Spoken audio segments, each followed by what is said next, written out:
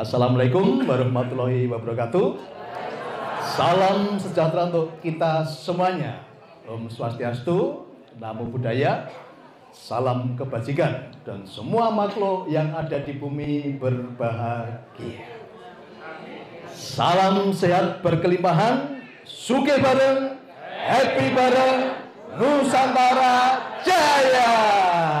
Ketika saya berpikir tentang kelimpahan, ya, bagaimana saya mengalami kelimpahan itu? Kayak tadi cipta dulu, cipta di sini. Ya, saya dulu mencipta, ya, kelimpahan. Bagaimana orang datang ke saya, ya, saya bisa memberikan jawaban, saya bisa memberikan pertolongan. Karena caranya urusan Tuhan, bukan urusan kita. Ya, cipta, kemudian rasa, dirasakan. Kalau kita sudah mencipta, rasanya harus connect. Kita menciptakan kelimpahan, kita menciptakan kaya, tapi rasanya nggak nyambung. Ini nggak akan jadi. Jadi kalau sudah mencipta tentang kekayaan, kelimpahan, kebaikan, yaudah rasanya diikutin. Lah bagaimana supaya rasanya sama? Yaudah, kalau kita bicara kelimpahan, hatimu harus merasakan kelimpahan. Informasi yang salah dulu begini, kalau kamu berbagi, kalau kamu menolong orang, nanti Tuhan akan gantikan berlipat-lipat. Benar informasinya selama ini itu ya. Nah, itu yang membuat diri kita tidak berdaya. Oke, saya mau kasih rahasianya ini. Ketika Bapak Ibu berbagi, memberi, menolong orang lain, kemudian Bapak Ibu berharap ganti yang berlipat-lipat, hati Ibu isinya kekurangan atau kelimpahan? Kekurangan. Rasanya nggak connect ini. Ya, memberi satu tapi pengen dapat ganti banyak, berlipat-lipat. Itu orang kelimpahan atau orang serakah itu? Orang serakah, orang loba. Ya, ngarep tapi minta banyak itu. Nggak nyambung ini. Pikirannya udah berpikir tentang kelimpahan tapi rasanya rasa kemiskinan, keserakahan. Dan rasa ini lebih kuat getarannya. Rasa ini lebih kuat getarannya.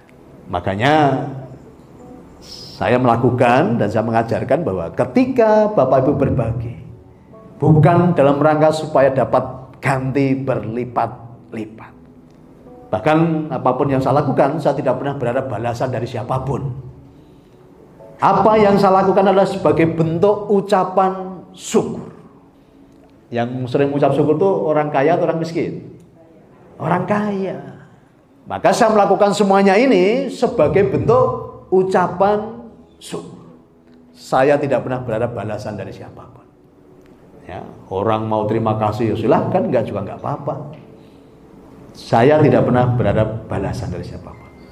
Karena yang saya lakukan adalah sebagai bentuk ucapan syukur kepada Sang Yang Widi, kepada Tuhan. Karena Tuhan sudah sediakan sesuatu yang berlimpah-limpah di dalam kehidupan saya. Dan saya menyadari bahwa apa yang saya miliki itu semua miliknya Tuhan, gitu loh. Apa sih yang bisa kita pertahankan dalam hidup ini? Sementara nyawa kita pun diambil, kita nggak bisa mempertahankan kok, gitu loh. Jadi semua yang ada dalam hidup saya ini semua miliknya Tuhan, gitu loh. Kan nggak ada yang bisa kita pertahankan, gitu, nggak ada kan itu. Maka karena Tuhan sudah tadi sediakan berkat yang berlimpah-limpah, tugas saya adalah sebagai hanya mengucap syukur. Lah mengucap syukur yang powerful bukan hanya di mulut, dengan tindakan. Ya, melakukan kebaikan-kebaikan. Nah, nanti connect, rasanya connect. Pikirannya kelimpahan, rasanya nyaman. Maka segera terwujud nanti. Segera terwujud. Nah, seringkali banyak orang tadi mengakses rasa-rasa yang tidak enak. Karena dapat pelajaran yang tadi selama ini yang membentuk kita tadi. Kalau kamu berbagi, kamu akan dapat ganti berlipat-lipat. Orang-orang yang sudah tercerahkan. Ini bicara apa? Kecerdasan. Ketika dalam diri kita sudah ada kesadaran tadi, kita bisa mencipta. Ya, Bapak Ibu tahu semua ya, orang-orang yang sering datang ke rumah saya di Salatiga, itu 98% orang-orang yang sebelum ada kelimpahan dalam hidupnya. Orang-orang susah. Orang-orang yang sedang terpuruk. Orang-orang yang sedang dalam masalah. Kemudian karena saya menyadari ya bahwa dalam diri saya tadi ada energi ilahi yang bisa mencipta tadi, makanya mulai saya cipta Bapak sekalian ya. Maka apa tadi ya? moto kita, sugih bareng, happy bareng. Ini penciptaan. Ini penciptaan. Awal-awalnya kalau masih latihan itu masih sering pikiran negatif itu datang. Ya, awal-awalnya. Nah, bagaimana cara menggagalkan itu? Ketika dalam pikiran kita terlintas pikiran yang buruk, yang negatif, kita tinggal ngomong, Tuhan, yang ini aku batalkan. Ya, tadi karena di awal tadi kita masih latihan, kadang masih sering muncul pikiran-pikiran yang buruk. Kenapa? Sumber informasi dari dulu yang bentuk kita tadi, banyak orang memberikan masukan-masukan yang buruk, dan itu menjadi pribadi kita gitu loh. Nah, ketika pikiran negatif tadi muncul, langsung dibatalkan. Tuhan, yang ini aku batalkan. Gitu ya. Oke, kita kembali ke flashback dulu ya. Tuhan dulu mencipta alam semesta ini, ya.